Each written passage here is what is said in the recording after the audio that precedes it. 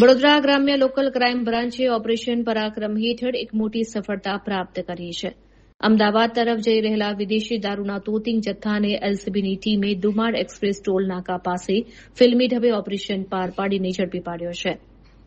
ચોક્કસ બાતમીના આધારે એલસીબી પીએસઆઈ એચપી ચૌહાણ અને તેમની ટીમે કન્ટેનરને અટકાવી તલાશી લીધી હતી.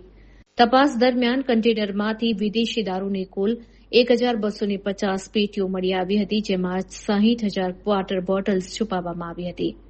જપ્ત કરાયેલા દારૂની અંદાજિત કિંમત 1.53 કરોડ હોવાનું જાણવા મળ્યું છે.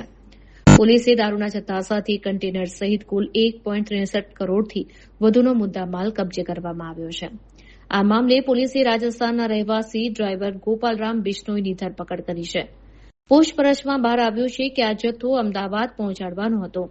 આ સમગ્ર મામલે મંજુસર પોલીસ સ્ટેશનમાં પ્રોહિબિશન એક્ટ હેઠળ ગુનો નોંધી આ દારૂનો જથ્થો કોણે મંગાવ્યો હતો અને ક્યાંથી મોકલવામાં આવ્યો હતો તે દિશામાં પોલીસે તપાસના ચક્રો ગતિમાન કર્યા છે.